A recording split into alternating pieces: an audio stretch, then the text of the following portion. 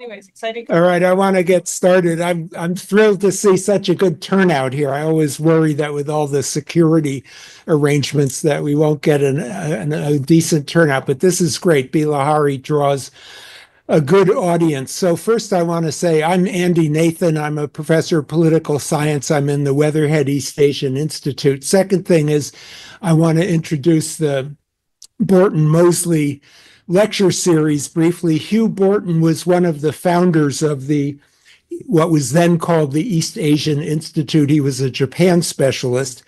Now we're called the Weatherhead East Asian Institute. He had a distinguished career studying Japan. He participated in the key decisions of the occupation after World War II in Japan about keeping the emperor in place, revising the constitution, and so on, and then came back to Columbia, helped to found the East Asian Institute and develop Japan studies at Columbia. And then when he retired from Columbia, he went and served as the president of Haverford College before retiring finally to a life as a farmer for a period of time. Philip Mosley was a key figure in the creation of what was then called the Russian Institute, with an N, which is now the Harriman Institute. He was the Adlai Stevenson Professor of International Relations at Columbia. And besides his teaching career at Columbia, played a huge role in the State Department as an advisor and in the Council on Foreign Relations with Foreign Affairs magazine. The third thing I want to do is to introduce Alex Cooley, who's sitting here, who has long CV, many important books and important contributions. But the main thing to be said here is that he's a former director of the Harriman Institute, and he's a professor of political science at Barnard and the associate provost of what? Oh my damn, so many things. And a very important dude around the campus. And then, so now it's my great pleasure to introduce Bilahari Kausikan, an old, wonderful friend with a great sense of humor, among other things, and tremendous insight into international affairs. So Bilahari was at Columbia as a student in political science when? 77, 78 to 81. Man, so I was here then. But you never... And he went all the way up to starting his dissertation, and then the light bulb went on in his head, and he's like, what the hell am I doing here? And he went back to Singapore and served in Washington, D.C. in a junior position. So the reason he was never ambassador to the United States was that he had already been to D.C. and realized he didn't want to go back there. But he served as the ambassador to Russia, where he told me it was a much easier job because they never told you anything in Russia. And he was Singapore's permanent representative to the United Nations. So New York was okay, DC not okay, but New York okay. And he ended his diplomatic career as permanent secretary of the Singapore Foreign Ministry, which is the smartest foreign ministry in the world. It's a small one, but the people are the smartest. And Bilahari promoted and cultivated the careers of a lot of those smart people in that ministry as the Perm Sec. And Singapore also has a smart foreign policy that he helped to shape. And then after retiring from the foreign ministry, he served as the chairperson of the Middle East Institute at the National University of Singapore. So when he travels, he often travels to the Middle East as well as to the United States and around Asia and in Europe and Antarctica and in the Arctic and Greenland. And he goes everywhere. And he publishes... He publishes a great deal. You'll see a lot of his articles in Foreign Affairs and in the Straits Times and everywhere else. So we are just so happy to have, and this happens to be a very good time to have somebody who's smart and understands the whole world. And so we're going to ask him to give some remarks, and then Alex and I will sit on either side of him and try to embarrass him. But we will fail in that endeavor. Welcome. Thank you.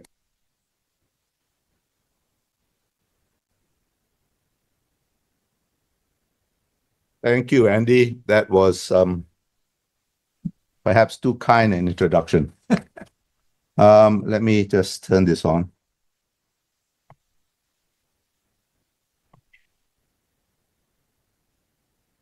Many people have tried to embarrass me in my career, but they have found out that one of the qualities of being a diplomat, and particularly a Singapore diplomat, is to develop an extremely thick skin.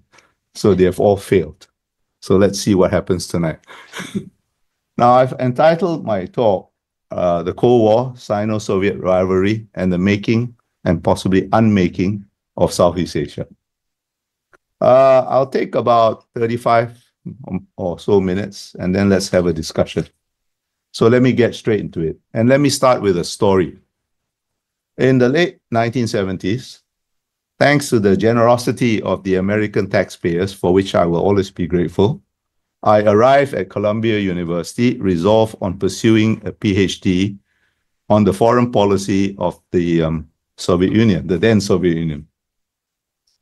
To supervise my studies, the university had assigned me to a very distinguished scholar.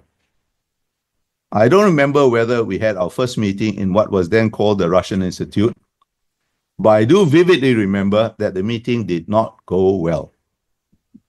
He asked what aspect of Soviet foreign policy interested me, but hardly had I finished replying, the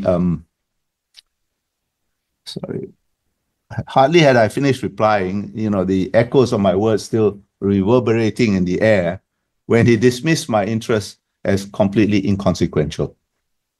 And every attempt to persuade him otherwise was completely ignored. Ignored, huh? Not even brushed aside, just ignored. Now, clearly this relationship was not going to work.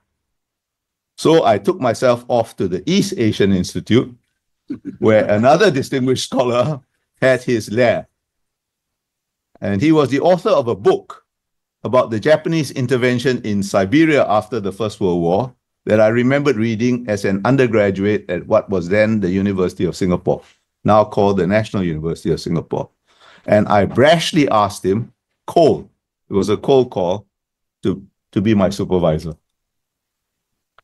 That scholar was the late James Morley, which many of you know.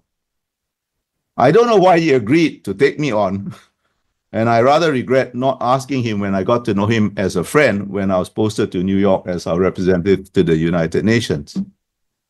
But perhaps his fancy was tickled when someone from Singapore had read his book, which had been published as a study of the Russian Institute, about 20 years before I barged into his office. Because I recall Professor Morley asking me if his book was prescribed reading for any course at the University of Singapore. It wasn't. I chanced upon it when browsing around in the stacks, when I should have been studying something else. Now, the topic that had been so abruptly dismissed years ago was Soviet policy towards ASEAN, the Association of Southeast Asian Nations.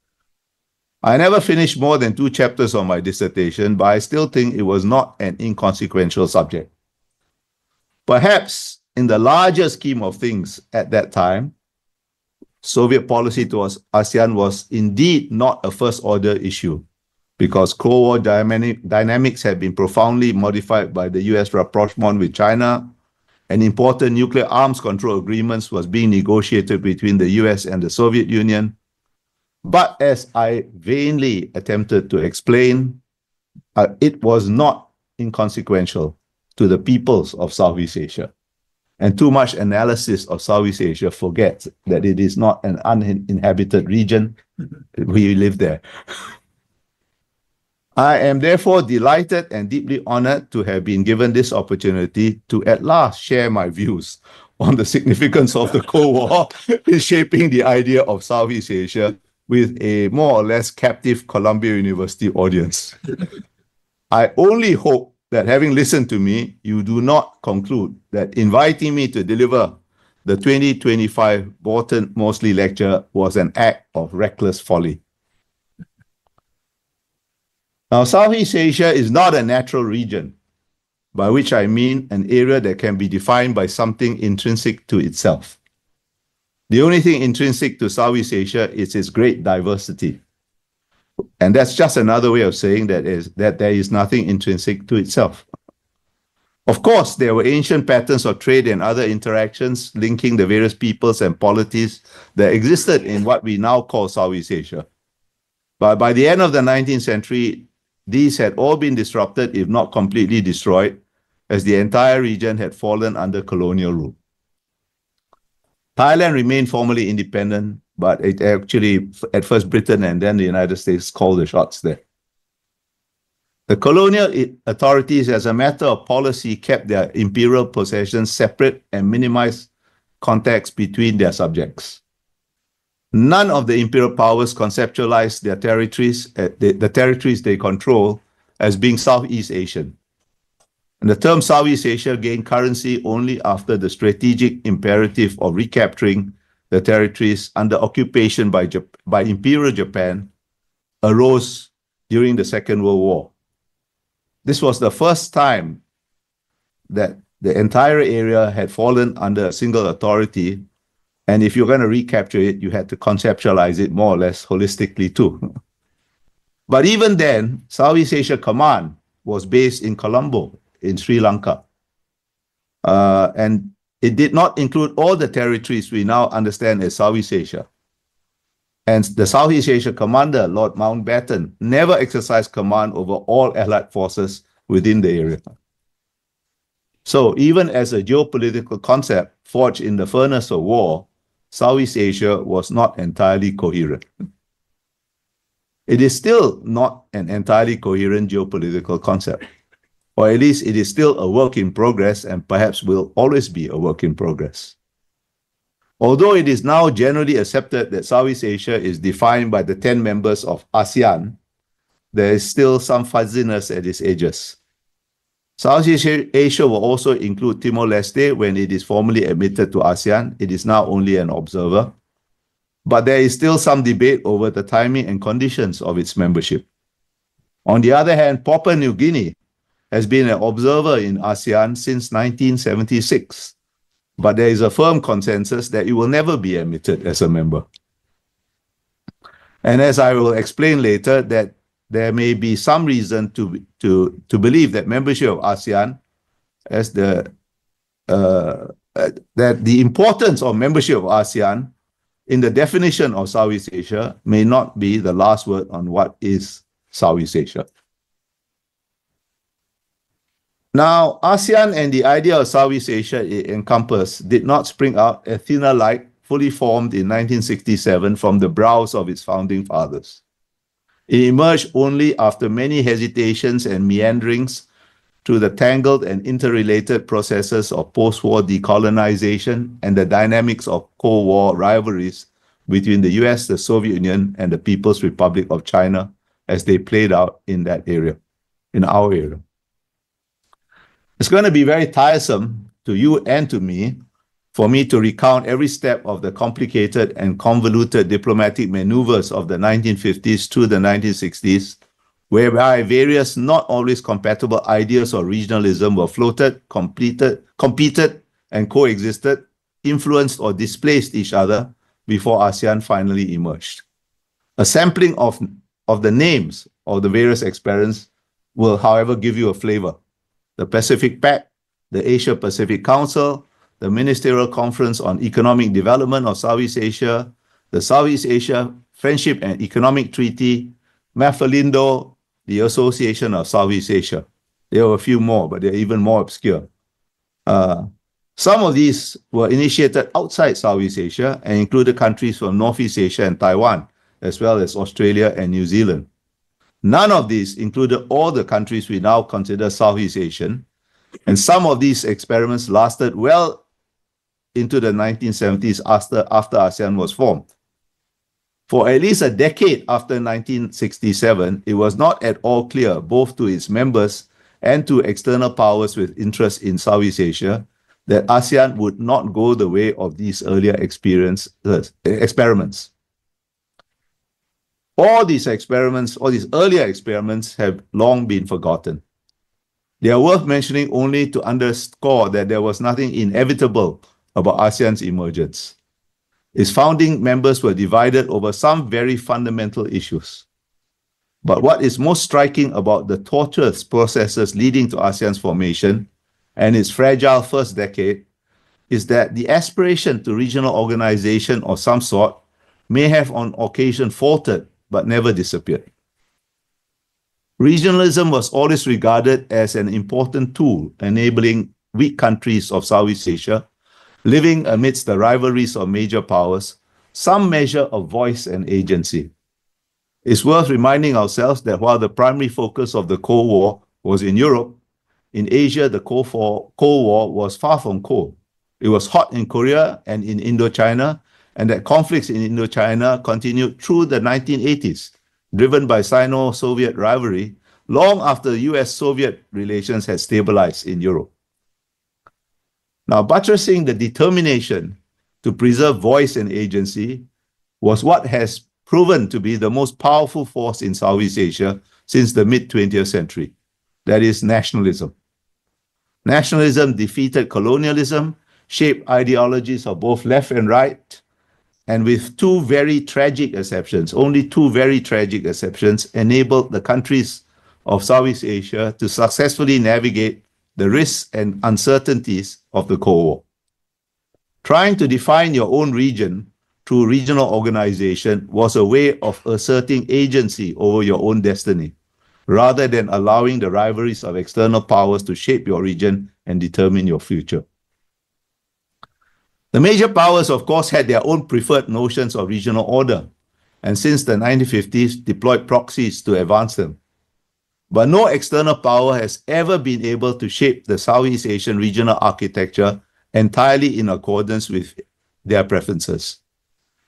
Even former American treaty allies, the Philippines and Thailand, had reservations about American ideas of what constituted a desirable regional architecture and sought maneuver space to pursue their own ideas. The Philippines, for example, used regionalism to stress its Asian identity, perhaps due to the anti-American streak in Filipino nationalism. Thailand too had its own ideas about regionalism, perhaps to obscure that it had been an ally of Imperial Japan during the Second World War, and only American intervention saved it from retribution from the returning European powers. Southeast Asia was and remains too complex and diverse a region to be captured whole. The preferred American concept of regional order, SEATO, Southeast Asia Treaty Organization, had only two Southeast Asian members, Thailand and the Philippines, and never took off. Britain, the principal US deputy, had more experience dealing with Southeast Asian realities and took a more eclectic approach, encouraging any regional experiment that showed any promise of promoting stability. After SEATO clearly failed, and in particular the war in Vietnam proved unwinnable and not worth the candle, the US too eventually came around to supporting ASEAN, albeit initially without any great enthusiasm. American attitudes towards ASEAN have never been without some degree of ambivalence across many different administrations. Skepticism about multilateralism, whether regional or global, and a preference for bilateralism, which maximizes American leverage, were not recent inventions of President Donald Trump. An interesting footnote.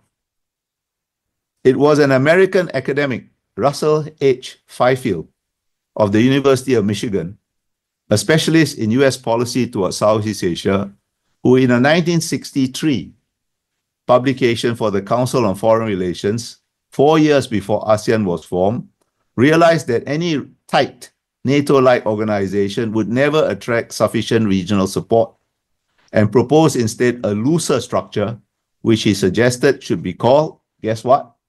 The Association of Southeast Asian Nations. At their first meeting in 1967, the ASEAN foreign ministers acknowledged Fifield's contribution. Now, the focal points of Soviet and Chinese efforts in Southeast Asia were North Vietnam, which dreamt of an Indochina Federation under its control, and Sukarno's Indonesia, in which the Partai Komunis Indonesia, PKI, Indonesian Communist Party, was exercising growing influence, which gave a leftist cast to Sukarno's idea of Indonesia Raya, Greater Indonesia, covering most of what is in Malay called Alam Melayu or the Malay world. Moscow and Beijing competed for influence in both North Vietnam and Indonesia. The Soviet Union was generous in providing military supplies to both North Vietnam and Sukarno's Indonesia. Mao's China has had less material resources to offer, but we now know that more than 400,000 volunteers in inverted commas, from the People's Liberation Army and related organizations served in Indochina. There were perhaps only 5,000 or 6,000 Soviet advisors. But both the Soviet Union and China were ultimately disappointed. The PKI moved towards Beijing, and after its victory over the South, Hanoi turned to the Soviet Union. Cold War dynamics were, of course, not the only consideration for Southeast Asian advocates of regionalism. I had earlier mentioned that Southeast Asia can only be characterized by its diversity, but these are not ordinary diversities or ordinary differences of, say, the level of economic development or political structure. The key diversities are primordial differences of race, of language, and of religion, and these define core identities. Nationalisms infused with race, language, and religion, nationalisms, the plural is crucial, divided the newly independent countries of Southeast Asia as much as their nationalisms provided a common desire to maintain autonomy amidst Cold War competition. Race, language, and religion are closely correlated in Southeast Asia and are still central to the domestic politics of the countries of the region as well as to intra-regional dynamics. It makes for a complex and confusing mosaic of motivations and sensitivities, all the more so in the 1950s and 1960s, when nationalisms were still young and tender, quick to take offense. Now, time and the accumulated experience of working together has taken some of the rawness of the tensions that inevitably arise when core identities rub up against each other. But the identities themselves, and hence the potential for conflict, will never disappear. They lurk not very far beneath the surface of diplomatic polities and need constant management. And this prescribes what was and remains ASEAN's primary function, the management of relationships among its members in a region where stability or even civility in relationships cannot be taken for granted. Or to put it more colloquially or more vividly, we are not a happy band of brothers singing in perfect harmony. If we were indeed a happy band of brothers singing in harmony, there would be no need for ASEAN.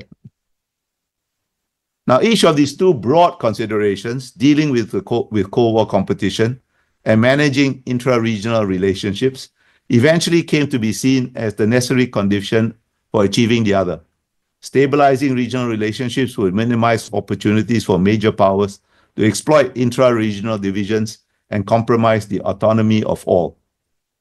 After ASEAN was formed, the Indonesians had a slogan that captured the essential idea. National resilience enhances regional resilience, and regional resilience enhances national resilience. Autonomy was the one value that all Southeast Asian nationalists, regardless of their other differences, could all agree on. Southeast Asian countries were all interested in regionalism as a means of maintaining their autonomy. But at the same time, their competing nationalisms, different ideas of regionalism, and their different strategies to put their ideas into practice ultimately sunk all the early experiments at regionalism, whose names I read out at the beginning. You might call this the paradox of diversity. Diversity makes regionalism simultaneously more necessary and more difficult to achieve. There was often not even agreement on which countries should be included in the different early proposals. However, by the mid-1960s, these broad factors, Cold War dynamics and mutually suspicious nationalisms, had coalesced into two interrelated problems. How to deal with the largest country in Southeast Asia, Indonesia, and how to deal with the smallest country in Southeast Asia, Singapore. Both in their own ways were outliers and aroused suspicions. Singapore is a majority ethnic Chinese country in a region where ethnic Chinese are a not always welcomed minority. In 1965, Singapore had been forced to leave Malaysia because of the suspicions of the Malay political leaders that we wanted to replace their idea of a Malaysia based on Ketuanan Melayu, Malay dominance, although I think it's better translated as Malay overlordship, with a Malaysia based on multiracial equality, which was Singapore's idea. Racial and ideological fears melded to concerns that newly independent Singapore would become a stalking horse for China. An anxiety that was stoked by the fact that Singapore's merger with Malaya to form Malaysia was strongly opposed by the China-supported Malayan Communist Party, or MCP. And merger had entailed close-run political battles between the PAP, which is still Singapore's ruling party, and China's United Front proxies. In 1965, when we had independence thrust upon us, the Malayan Communist Party underground was still active in Singapore and continued to be active through the 1970s. That decade is usually remembered as a period of fast growth for Singapore. But MCP bombs went off in Singapore as late as 1974, and it was a much more volatile period than generally thought. China and the Soviet Union had both denounced Malaysia as a neo-imperialist plot designed to perpetuate Western sway over Southeast Asia. Sukarno's Indonesia echoed Beijing and Moscow. The Philippines also criticized the proposed incorporation of North Borneo, over which it had claims it's now the East Malaysian state of Sabah, into Malaysia. In 1963, Sukarno launched confrontation, a tactic he had used successfully against Dutch New Guinea, to, as he put it, ganyang, meaning crush Malaysia. Confrontasi was an undeclared war fought from 1963 to 1966 against Malaysia, and after Singapore left Malaysia in 1965, against us as well. Sukarno's removal from power after the PKI's failed China-supported coup that same year, 1965, opened the way to wind down confrontasi. Suharto's new order, Suharto was Sukarno's successor. It's a bit confusing for you who don't know Indonesia well because the names are very similar. Suharto, Sukarno. Remember that. Whereas Suharto's new order was still strongly committed to the kind of entitled nationalism that had been among the primary causes of confrontasi. That phrase I just used, entitled nationalism, is that of a very distinguished scholar of Southeast Asia, George McTernan Cahen, who used it when writing contemporaneously about confrontasi. And it refers to the belief in Indonesia that because of its size and because it had gained independence through revolution, rather than granted it peacefully like Malaya, Indonesia was entitled to determine the shape of the regional order and lead Southeast Asia. Although a man of the right rather than the left, Suharto was no less a nationalist than Sukarno. He was no less committed to a free bebas dan active foreign policy and had no less strong a belief in Indonesia's right to lead. But Suharto's new order chose to pursue Indonesia's leadership ambitions through focusing its nationalism on economic development rather than living dangerously, which is what Suharto claimed to be doing. Now, ASEAN succeeded primarily due to the difference between Suharto's Indonesia and Sukarno's Indonesia. But regardless of who ruled in Jakarta, due to the vast imbalance of size between Indonesia and the rest of Southeast Asia, Indonesia is bigger than all other Southeast Asian countries combined. Indonesia poses and will always pose a problem analogous to that faced by Europe after Bismarck united various German-speaking polities in 1871 to form Germany, a potential source of instability in the heart of a region. In Europe, it took 2 world wars and a Cold War to find an equilibrium. Southeast Asia was wiser, or perhaps we were just luckier. A confluence of events from the mid-1960s created a window that made ASEAN viable as a solution to the problems of Indonesia and Singapore. And that solution was to envelop both of us in an idea of Southeast Asia characterized by embracing the reality of diverse, even competing nationalisms, rather than struggling to overcome them. And this generated, too, the political will among its members to hold ASEAN together in its fragile first decade. Now, what was those events, that confluence of events? Well, by 1966, Suharto's new order had brought Indonesia more into alignment with those Southeast Asian countries that saw the Cold War conflicts in Indochina as threats. Sukarno's Indonesia had a somewhat romantic idea of North Vietnam as paralleling Indonesia's own experience.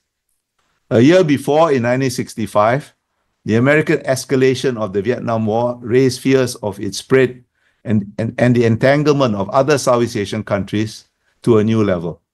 And this enhanced the attractiveness of regional organization as a buffer. And 4 years later, Richard Nixon's 1969 Guam speech made clear that regional states would have to take greater responsibility for their own security, lending urgency to efforts to stabilize non-communist Southeast Asia. In 1973, the US withdrew from South Vietnam, Laos, and Cambodia, leaving them to their fates. In 1975, all of Indochina fell to communism. This was a shock equivalent to that Mr. Trump has administered on Europe by making clear his intention to stop the Ukraine war even at Kiev's expense. Southeast Asia went through it half a century earlier. It brought a new focus and sense of purpose to ASEAN, which had managed to hold together, but was nevertheless still drifting rather than setting clear directions for itself. All the 5 original ASEAN members were anti-communist, even if they professed non-alignment. All 5 had faced violence from communist insurgents or subversives. In 1976, a year after Indochina fell, ASEAN held its first summit in Bali and signed the Treaty of Amity and Cooperation, which was open to accession by other Southeast Asian countries. It was meant as a gesture to the new governments of Indochina. None showed the slightest interest. 2 years after the Bali summit, on Christmas Day 1978, Vietnam, with the Soviet Union at its back, invaded democratic Kampuchea, as Cambodia was then known, overthrew the Chinese-supported Khmer Rouge, and installed a puppet regime. This was another salutary shock to ASEAN. A newly reunited Vietnam had been speaking ominously about bringing what Hanoi called genuine independence to Southeast Asia. Its invasion of Cambodia and installation of a puppet regime gave a sharper focus to ASEAN's fears and further urgency to ASEAN cooperation. 2 months after the Vietnamese invasion of Cambodia, in February 1979, China invaded Vietnam. This initiated another fundamental shift of Cold War dynamics in Southeast Asia, which eventually led to Beijing dropping its support for Southeast Asian communist insurgencies and working with ASEAN to oppose the Vietnamese occupation of Cambodia. And this implied that China de facto accepted ASEAN's idea of regional order, although Beijing still retained its own ideas about what that regional order should be used for. Not ideal, but better than Beijing's previous position, which was to oppose ASEAN. I still remember, because I was at Columbia at that time, I still remember the bewilderment of an American friend, a student at Columbia Journalism School, where we are this evening, at my response when he brought me the news of China invading Vietnam, excitedly waving the New York Times. I told him I had not thought that China would do us such a big favor and that ASEAN would now probably be all right. His bewildered response taught me something about the naivete of some Americans about power. The Vietnamese invasion and occupation of Kampuchea or Cambodia was a Sino-Soviet proxy conflict. It was beyond ASEAN's strategic weight to find a solution to a big boys game. A solution had to await a shift in what the Soviet Union used to call the global configuration of forces. But for the entire decade of the 1990s, ASEAN played a secondary but nevertheless critical diplomatic role in preventing a Vietnamese fait accompli, so that when the configuration of forces did finally shift, after Gorbachev came to power and started to retrench Soviet overextensions to concentrate on perestroika, a solution involving an act of self-determination for Cambodia was still possible. Only months after the Second Paris Conference on Cambodia in October 1991 finalized a peace agreement that led to the withdrawal of Vietnamese troops and UN-supervised elections in Cambodia, the Soviet Union imploded and the Cold War was over. I do not intend to describe all the twists and turns of ASEAN's diplomacy on the Cambodian issue during the 1980s, except to say that the greatest complexities were not dealing with adversaries, not dealing with the Soviet Union or Vietnam or its allies. The greatest complexities were managing intra-ASEAN differences. But I cannot overemphasize how crucial that decade was in ASEAN's evolution. Holding together despite numerous and sometimes bitter tactical disagreements, standing our ground not just against adversaries, but also against China, the US, and Europe, who are all ostensibly on our side, but sometimes acted otherwise. I can tell you stories during question time about what Americans did. And more often than not, prevailing or forcing these much stronger countries to compromise gave ASEAN confidence in its own agency. Success won ASEAN international respect and made ASEAN's partners take it seriously. Apart from Japan and Australia, other partners have been polite rather than deeply engaged in their dealings with ASEAN prior to ASEAN showing what it could do when pressed. An entire generation of ASEAN diplomats, myself included, learned our trade during that decade. Ladies and gentlemen, I've taken quite some time, perhaps too long, sketching the history of the evolution of ASEAN and the idea of Southeast Asia. I did so because I am convinced that it is impossible to understand contemporary Southeast Asia and its ability to cope with a new iteration of great power rivalries without the historical background. Too much superficial and just plain wrong assessments are made because the region's history is forgotten or ignored, including by too many Southeast Asians themselves. Let me now suggest what lessons we can take from the history I sketched in order to better understand ASEAN and the challenges it faces as it navigates an increasingly complex strategic environment. There are two broad lessons. First, given the tensions and suspicions between different variants of Southeast Asian nationalisms, it took the strong and sustained external stimulus of the Cold War and Sino-Soviet rivalry to foster regional cooperation. That it was obviously to everyone's advantage to cooperate was not enough.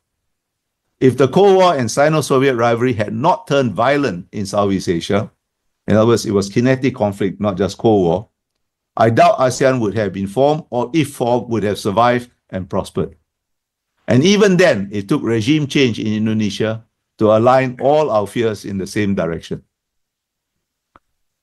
Competition being an inherent characteristic of relations between sovereign states and human nature being what it is, organizing against something is almost always easier than organizing for something. Although they viewed attempts to contain communism in Southeast Asia with various degrees of skepticism, the original 5 ASEAN members all opposed communism. Singapore, for example, did not think the US would succeed in Vietnam, but was nevertheless grateful and encouraged it to persevere, to try, because it bought time for us and other non-communists to put our own houses in order. So it was not an entirely wasted effort. Moscow and Beijing's criticisms of ASEAN as a disguised SEATO were not entirely unwarranted. In spirit, if not always in action, ASEAN was a product of the Cold War. This raises a very fundamental, potentially existential question. If you are, however loosely, a Cold War organization, what do you do when the Cold War is over? The obvious answer is to do what you claim was your purpose all along: economic cooperation.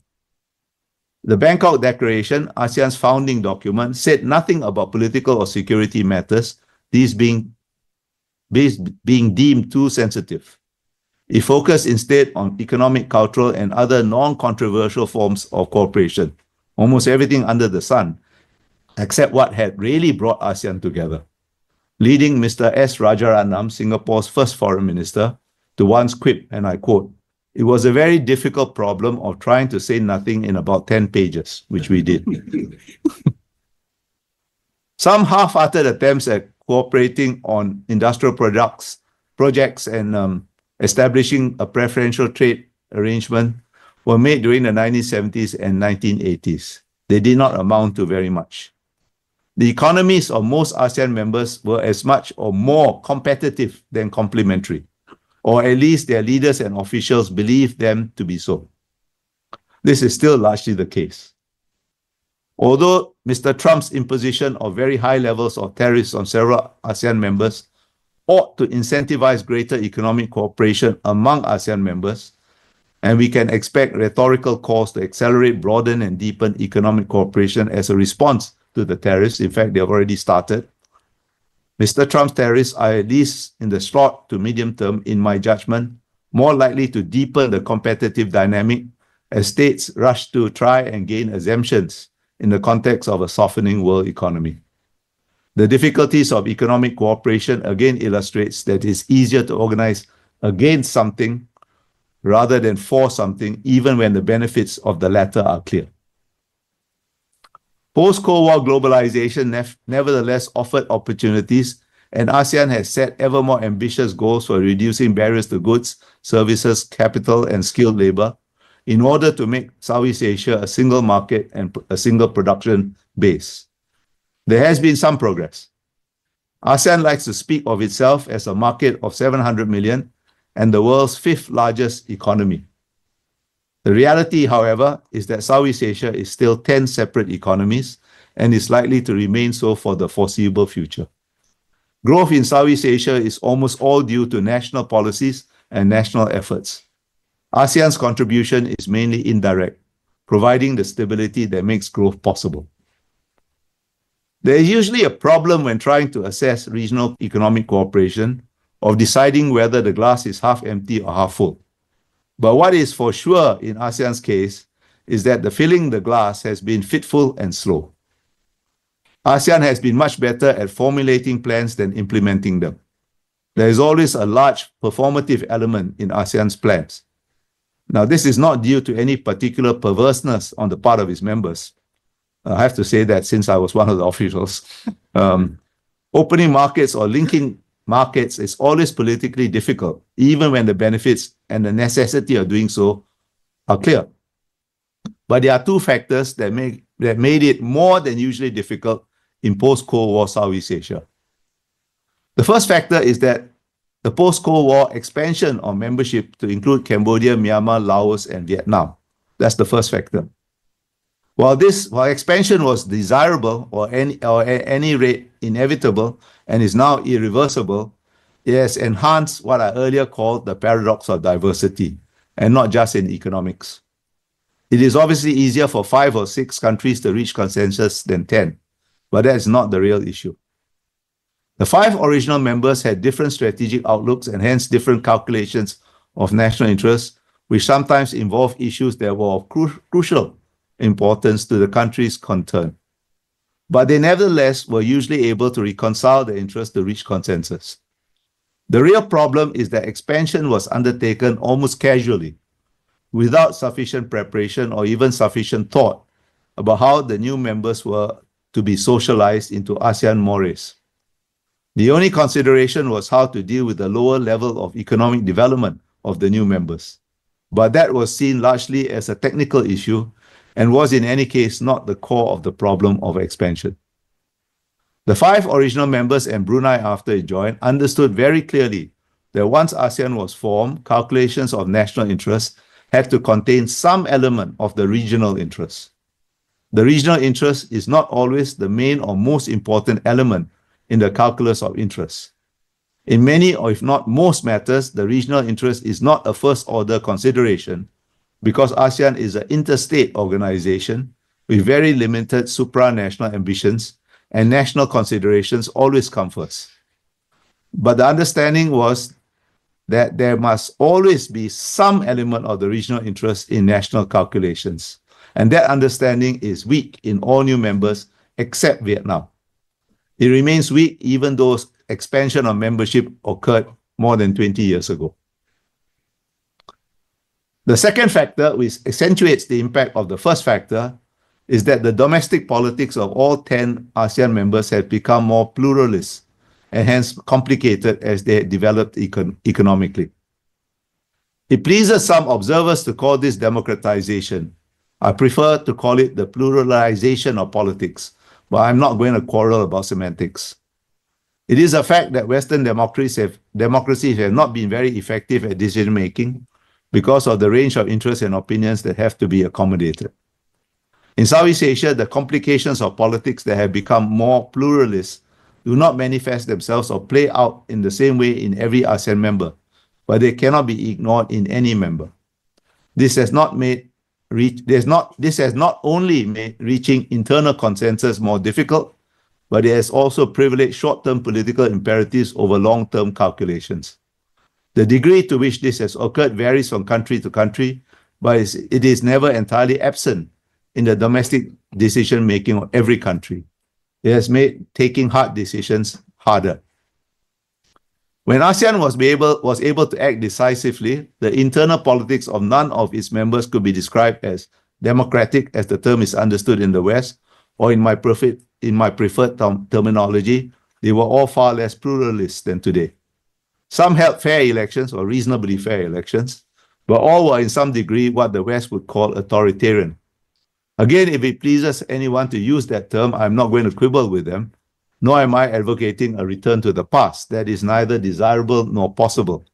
But it cannot be denied that authoritarian systems, because the range of interests and opinions they have to accommodate is narrower, they are better placed to take hard decisions and pursue them over the long term. However, it is also a fact that this is an advantage only if the decision was the correct one in the first place. You know the old Chinese saying, a journey of 1,000 li begins with a single step. It has to be a single step in the right direction. ASEAN was lucky that its early leaders made the right decisions. That is less evident today. It is not only that subsequent leaders were all less intellectually capable. That's not true, although undoubtedly some were not the brightest bulbs. They had other talents, ruthlessness and cunning perhaps, that brought them to power. But whether intelligent or otherwise, their decisions had to be based on different considerations than earlier generations of leaders because their political environments had become more complicated. This is a new reality that cannot be avoided, but consensus decision-making cannot be abandoned. Decision-making by consensus is the logical consequence of what I identified as ASEAN's primary purpose, the management of intra-ASEAN relationships and the tensions between different nationalisms. Deciding by consensus reassures the small that the big will not impose their will on them. Equally, it reassures the big that the small will not gang up against them. Any other modality of decision-making risks small differences escalating into major problems or even conflict. Decision-making by consensus and its corollary, non-interference in the internal affairs of members, has often been modified in practice, but it cannot be abandoned as a principle. It is slow, it is inefficient, it often results in the lowest common denominator setting the pace. It means some decisions are avoided and too many are merely performative. But this is the price we pay for having any sort of regional organization at all in an imperfect world. And it is a price well worth paying if you contrast the state of Southeast Asia in 1967 with the state of Southeast Asia today. It was not for nothing that we were then commonly referred to as the Balkans of Asia. Today we have our problems, which region is without problems, and most international issues do not lend themselves to definitive solutions, but can only be managed. Still, by and large, Southeast Asia is at peace with itself and the world. ASEAN, for all its imperfections, has proven to be a not ineffective tool for managing intra-Southeast Asian problems and blunting the sharpest edges of intra-regional differences, even if it cannot erase them. The question that confronts us now is how to keep it this way. Well, we are what we are, and for reasons I hope I have made clear, ASEAN is unlikely to change in any fundamental way. It is a product of the history of a particular region. We have to work with the tools that is at hand. And as I have very often had to tell critics of ASEAN, it is utterly pointless to criticize a cow for being an imperfect horse. And that is what many criticisms of ASEAN amount to. The new realities I just outlined make an external spur to sustain cooperation and even more crucial than before, because post-Cold War dynamics accentuate what I call the diversity dilemma. US-China strategic competition has replaced US-Soviet rivalry, and what Moscow and Beijing call a partnership without limits has replaced Sino-Soviet rivalry. But neither can provide the kind of external stimulus towards cohesion that ASEAN needs, because neither is regarded as the kind of threat that US-Soviet or Sino-Soviet rivalry posed during a different era. No one can today credibly entertain the hope or fear that communism will triumph in Southeast Asia. That's over. Maoist China was clearly a threat to the original 5 ASEAN members and Brunei. It was regarded with great suspicion by Burma, or Myanmar as it's now called. Attitudes towards post-Mao China are no longer as clear-cut. Repeated surveys of Southeast Asian opinion have shown that while China's influence is acknowledged, it is also deeply mistrusted. By virtue of its contiguity, its size, and its economic weight, China will always enjoy significant influence in Southeast Asia. It is a geopolitical fact and an extremely important economic partner that we must somehow deal with, and we prefer to deal with it by positive engagement. But for precisely the same reasons, contiguity, size, and economic weight, as well as its aggressive behavior in the South China Sea and towards Taiwan, China also arouses anxieties about engagement compromising our autonomy. China's influence tends to be more emphasized because it is more visible, but the anxieties it arouses are as real. This has resulted in a quiet but significant shift of attitudes towards the US military presence in Southeast Asia as a necessary balance to China that allows us to engage China positively without compromising our sovereignty. There have also always been concerns about American behavior, of course, and doubts about US reliability have been endemic in Southeast Asia for half a century, ever since the Nixon Doctrine and the withdrawal from Vietnam. The Nixon Doctrine and the abandonment of South Vietnam, Laos, and Cambodia have not been forgotten in Southeast Asia, even as countries improve defense ties with the US and its allies. As such countries that are improving defense ties with the US include old enemy Vietnam, and a country which still has a very strong non-aligned tradition, Indonesia. Now, such doubts about America's reliability have certainly risen after Trump returned to power, but long predate this administration.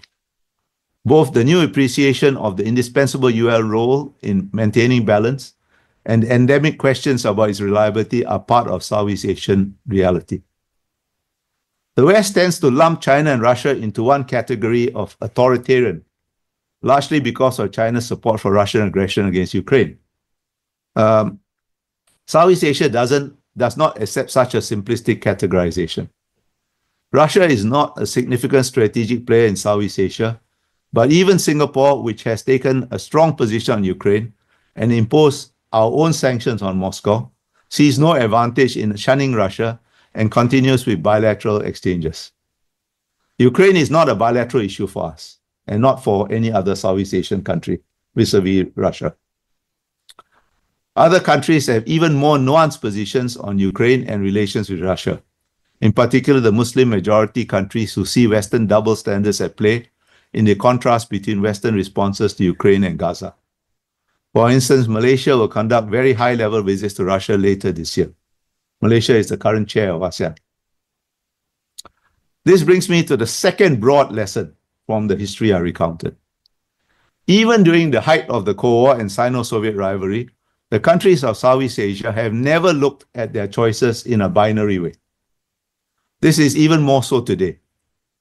I am constantly surprised at the apparent difficulty many otherwise astute commentators, not solely but particularly in the West, have in grasping this simple and to me perfectly obvious fact. I have often written about this, and so will be brief because we are running out of time and also because I'm sick of repeating myself. Details for anyone interested during question time, please. When we say, as we perhaps do too often, that we do not want to choose in the context of US-China rivalry, what we really mean is that we do not conceive of our choices in a binary way, just as between Washington and Beijing. We mean that we will exercise our agency, and even the smallest state in the most dire of circumstances always has some agency. Otherwise, I would not be here talking to you, because Singapore, as we know it today, would not exist. We always have an agency, some agency to follow our interests in whatever direction they may take us. And we see no need whatsoever to neatly line up all our ducks in one direction or another. This prescribes an omnidirectional foreign policy.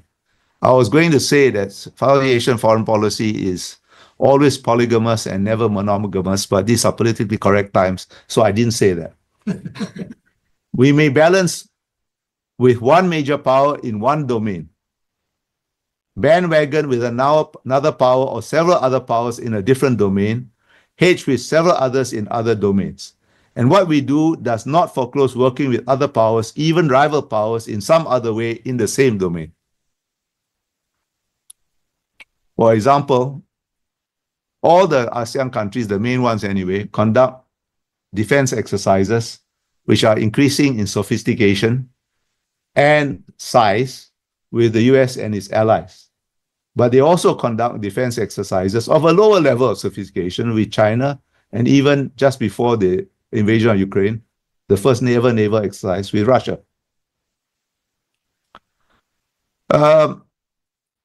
Balancing, hedging, and bandwagoning are distinct strategies only in international relations theory, which is one of the reasons why I quit the PhD. In practice, Southeast Asian countries see no difficulty in doing all simultaneously. To paraphrase the great American novelist F. Scott Fitzgerald, who in this respect is a better guide to Southeast Asian statecraft than many a political scientist or historian, we have no difficulty functioning while holding two or more contradictory ideas in our heads. This is how we usually function. As a strategic crossroads between two crucial oceans through which pass vital sea lines of communication, Southeast Asia is a naturally multipolar region in that almost always throughout its history, there have been several powers contending for influence. Southeast Asia statecraft has been honed over centuries of having to live and survive in such an environment. I do not claim that we always function very well, but this is in principle what we try to do when advancing or protecting our interests. And the key word here, which I've used throughout this talk, is agency. You are never entirely without it, although whether you have the wit to recognize opportunities to exercise agency in any set of circumstances, and even if you recognize the opportunities, whether you have the courage and capability to seize them are, of course, different matters. But agency is always there. Efforts to exercise agency may not always succeed, or not succeed to the extent we may hope. But our history teaches us that not trying to use whatever agency you possess is always disastrous. I earlier mentioned that with two very tragic exceptions, nationalism helped countries in Southeast Asia successfully navigate the risks of the Cold War. The two exceptions are Royalist Laos and Prince Sihanouk's Cambodia. To avoid getting entangled in the Vietnam War, who can blame them?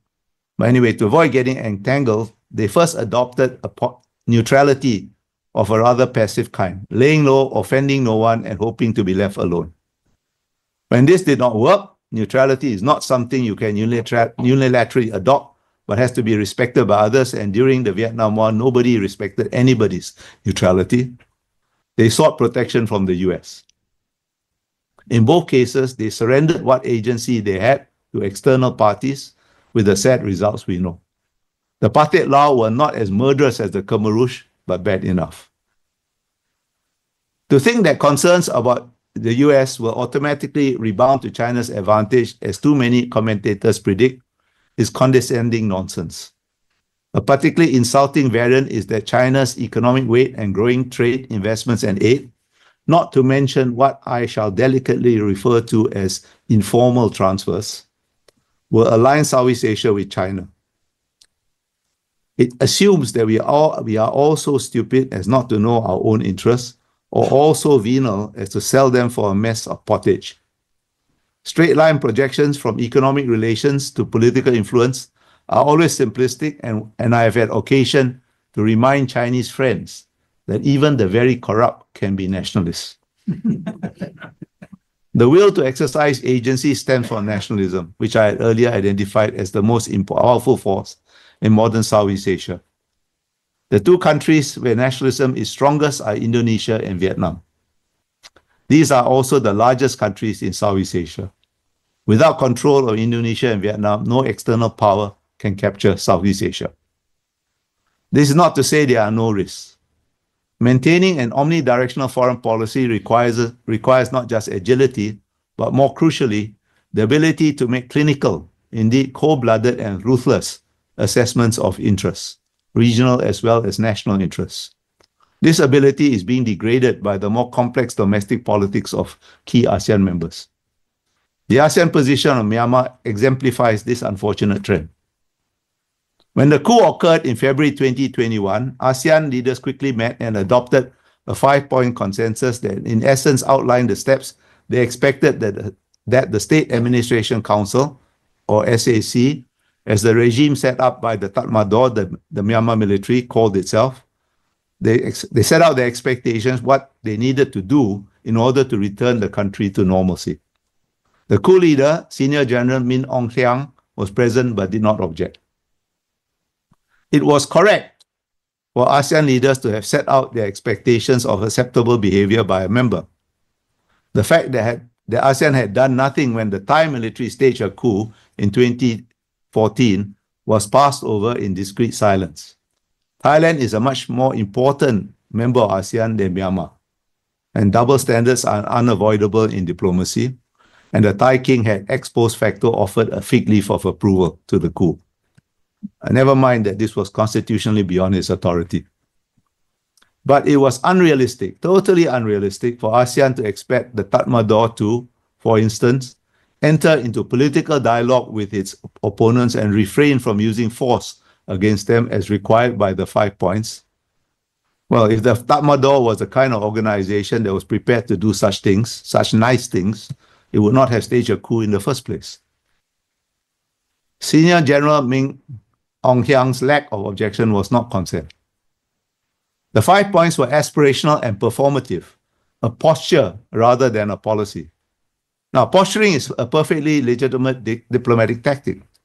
For example, votes in the UN General Security Council, votes on UN General Assembly's resolutions are postures, expressions of aspirations towards certain types of conduct, or that certain principles be adopted as international norms. As the countries that make those votes often have neither the capability nor the intention to implement their votes. And in any case, UNGA resolutions are not binding.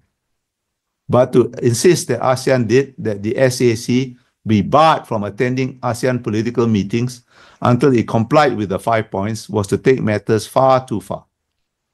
ASEAN has neither carrots nor sticks to influence the Tatmadaw. It can only talk to it. And if you refuse to let the SAC attend your meetings, why should it talk to you? By confusing a posture for a policy, ASEAN only made itself look ineffectual. Posturing on a moral high horse may make you feel good for a while, but it is not very comfortable and does not make for an edifying spectacle. By contrast, when the Tatmadaw, then in power after an earlier coup, exercised large-scale violence against a civilian uprising in 1988, ASEAN had, against sustained Western pressures, patiently engaged it for decades, and even allowed Myanmar to join ASEAN in 1997 until the Tatmadaw gained enough confidence to loosen its grip and allow fairly genuine elections in 2010. The 2021 decision to exclude the SAC was clearly driven by short-term domestic political considerations primarily in Indonesia and Malaysia, but unfortunately and sadly, Singapore joining them. Thailand, which has had a series of weak governments since Thaksin was ousted in 2006, was ineffective in injecting a greater sense of realism into ASEAN's approach. It was a particularly ineffective government and an ineffective foreign minister at that time. I spent some time on Myanmar because the consequences of allowing domestic considerations to determine strategic policies was not just to make ASEAN look foolish. If that was all, it would not matter very much. But Myanmar has begun to split ASEAN. Bangkok has gone its own way to engage the SAC. This was entirely predictable because Thailand, with a 2,400-kilometer border with Myanmar, and perhaps up to 2 million or more Myanmar refugees and illegal immigrants, cannot afford to posture indefinitely. The emerging split reinforces a long-standing divisions between mainland and maritime Southeast Asia, and the different strategic calculations of Mekong riparian states and those states who look to the seas, the former looking more naturally northwards towards China than the latter. Vietnam is caught in between because the Mekong and the South China Sea are both important to it. But Laos and Cambodia, who are never comfortable with the hardline ASEAN position on Myanmar, will drift in Thailand's direction. Unless ASEAN finds a face-saving way to get off its Myanmar high horse in good time, the split between mainland and maritime Southeast Asia will widen. ASEAN will still exist as an organization. Its members will continue to try to maintain omnidirectional foreign policies, but the geopolitical consequences of a split between mainland and maritime at a time of strategic uncertainty are potentially very grave. The risk arising from ASEAN's mishandling of the Myanmar issue underscores the dangers of soft-headed or sentimental thinking and confusing feeling good for actually doing good. Ladies and gentlemen, I've spoken for far too long, so I'll wrap up here. But I do not want you to leave with the impression that I think Southeast Asia future is totally bleak. There are real problems that will complicate our ability with the difficult times that lie ahead, but there is no a priori reason to think that we will not survive. Southeast Asia is resilient and adaptable. We have gone through far worse with far less diplomatic, economic, and military capabilities than we now command, and not merely survived, but prospered. For Southeast Asia, the path ahead will get steeper and rockier, but will still be navigable. We will adapt to Mr. Trump's policies and have already begun to do so. Unfortunately, however, that may not be the end of the story. In geopolitics, in my view, Mr. Trump is more a catalyst than anything else. I use the term catalyst in the sense of something that speeds up processes. The geopolitical disruptions he has caused in his first term and at present arise from the acceleration and thus the accentuation of geopolitical adjustments that were already underway before either his first or second terms as president. The risks they generate are what Donald Rumsfeld called known unknowns. But the changes he's trying to force on the world through tariffs take us into the realm of unknown unknowns. It is not certain that he will succeed in all of what he says he wants to do. He seems to see tariffs as a kind of a Swiss Army knife, a universal tool to pursue multiple goals. But regardless of whether he succeeds or fails, at some point, trade and geopolitics, the known unknowns and the unknown unknowns could merge, hypercharging uncertainties. Still, we should never despair. It is pointless to just complain that our cheese is no longer where we were accustomed to find it, and I don't think we will do so. Barring a catastrophic event such as a kinetic and not just a trade war between the US and China, which seems unlikely given nuclear deterrence, I am not clairvoyant, but I am reasonably confident that ultimately, after as many or more hesitations, false starts, dead ends, and meanderings as those from which ASEAN emerged almost 60 years ago, the uncertainties Mr. Trump has generated will lead to a broader East Asian structure that will afford more scope and maneuver space to the small countries of Southeast Asia. And on that, I admit somewhat cryptic note, I shall end. I'm happy to take your questions, but not before reminding you that the only official title I now hold is that of pensioner. Thank you again for the opportunity to speak to you and for listening so patiently to me. Thank you. What you get now? Me in the middle. Underneath and So you can exercise your agency. This is oh yeah. Put up your mic. yeah.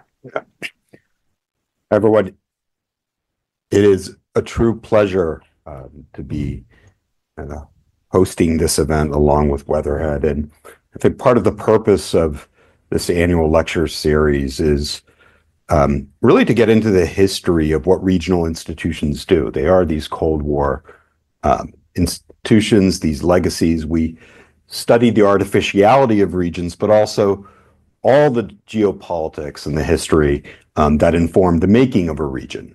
And so I think today's lecture really encapsulated, I think, the spirit and tradition of the series. I couldn't help, Ambassador, but be struck by some Pensioner, not ambassador.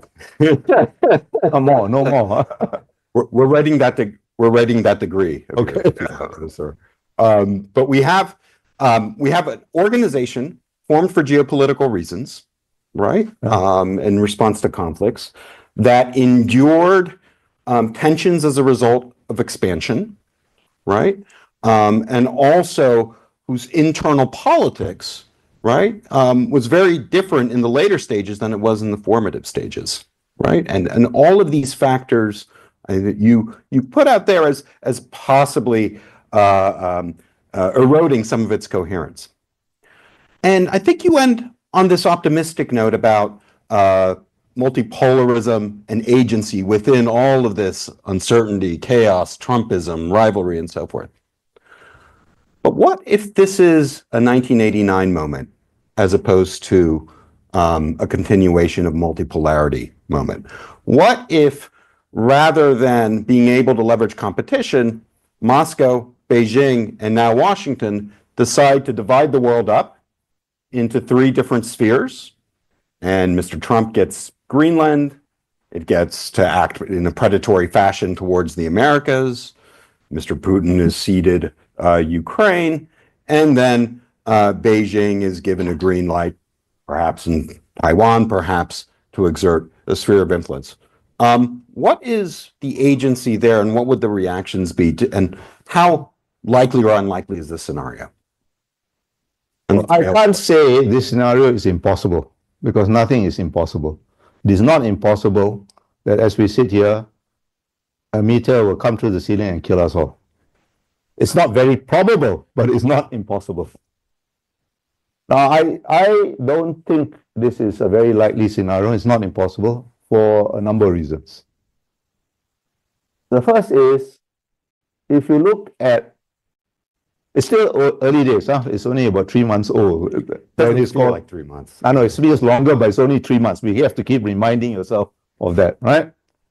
But what he has done in these 3 months, you mentioned some of them, trying to force a settlement, I won't call it peace, or a pause in fighting in Ukraine, even at Ukraine's expense, trying to get to monopolize the strategic minerals that are in Greenland, in Ukraine, in Canada, trying to bring manufacturing back to the United States.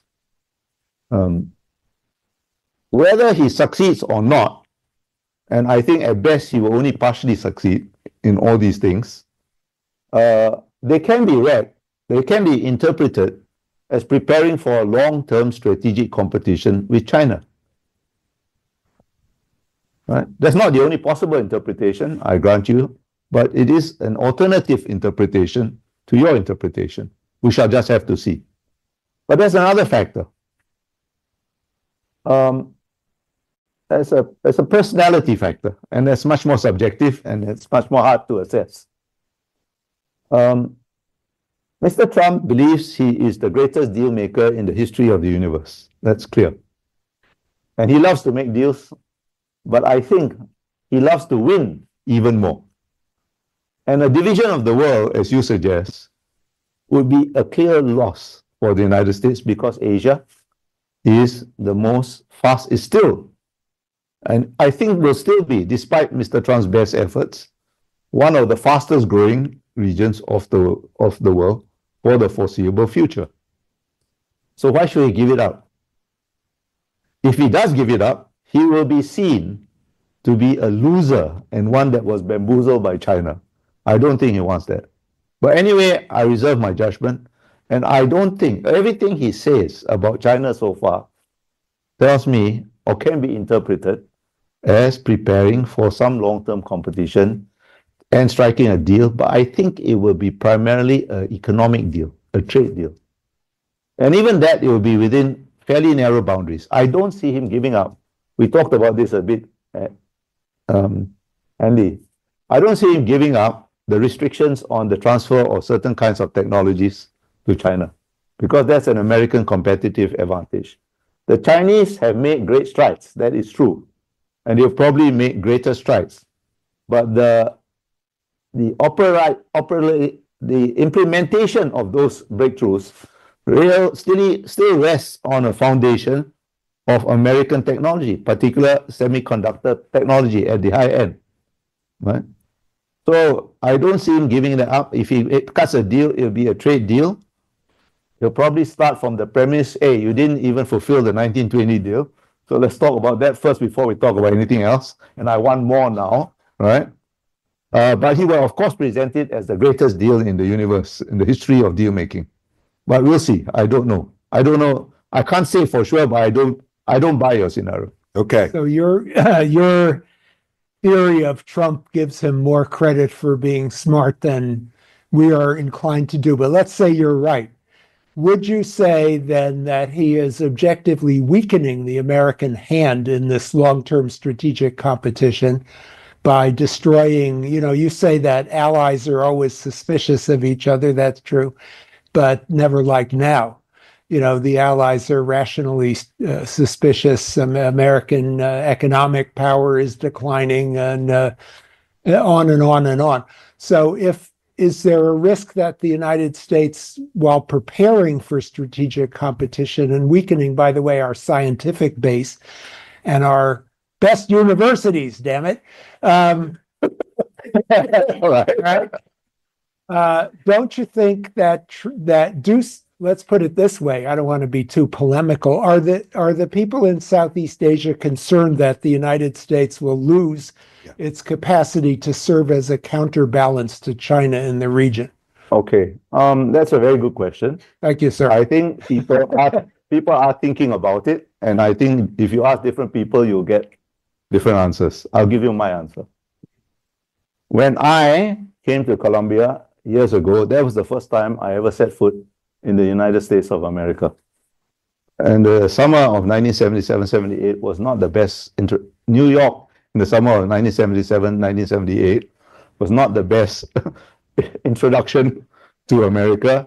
And the Upper West Side and Morningside was not the best introduction to Manhattan either. Right? I think all of you who are, maybe the young people in this room don't know what I'm talking about. Well, you certainly do, Andy. You, Tom, and I'm sure you do, right? But here we are. Rejuvenation is not a Chinese monopoly. If you look at Times Square then, and you look at Times Square now, it's almost prissy. Right? Now, that's my point. The two things I learned about the United States at Columbia University, which I retain to this day, and I'm very grateful for the opportunity to learn them, are first of all, a taste for bourbon. And secondly, I realized, and this is not a thought that comes naturally to anybody from East or Asia, including Southeast Asia, that America was founded by people who really did not trust government too much, and therefore made central government weak as possible. In all Asian political cultures, East Asian, Southeast Asian, Northeast Asian, good government is equated with strong central government. But I realized that is not true in this country. And I also realized that the essential sources of American strength, resilience, and creativity do not reside in Washington, D.C. People from Washington, D.C. will vehemently deny that. They actually reside in your civic institutions, in universities, in research laboratories, in Wall Street, in corporations. Now, Trump is weakening them. Right? And bring you here to be optimistic, man. Wait. I will revert to Singapore side and be pessimistic. So, and all these, and that is the essential source of your strength. Now, it takes some time to manifest. It is being damaged, but I believe it will rejuvenate. Now, how long is where my Singaporean pessimism comes in? How long, we cannot say. We do not know. There may be quick corrections, because you can already hear rumblings within Mr. Trump's camp, shall we say, whether on the Hill or in the private sector, that hey, boss, this is not what we signed up for, you know, right? And Mr. Trump, the good thing about being totally transactional like Mr. Trump and totally shameless is that you can turn on a dime and say, this is what I wanted to do all along. He finds no difficulty in doing that. He's done it before, right? So I am not so pessimistic. I'm not so optimistic. And his calculation is a very simple one. You know? Actually, a lot of the things he's doing, at least in the geopolitical sphere, I make a difference between the trade. Trade is really going to new territory. Huh? But in the geopolitical sphere, as I said, he is actually accelerating existing tendencies. I remember when I was at Columbia, I stumbled across, again, while I was supposed to be studying something else, the works of this American theologian and political philosopher, Reinhold Niebuhr. Am I pronouncing it right? And I remember reading in one of his works, I think it was Moral Man and Immoral Society, that, you know, Americans being fundamentally uncomfortable with power, when they exercise power in pursuit of their interests, feel it necessary and believe in the necessity of wrapping it up in some idea of higher moral significance or wider moral significance. What Mr. Trump has done is rather brutally rip that wrapping off.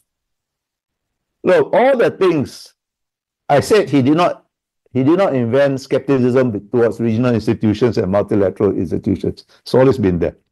He did not invent unilateralism.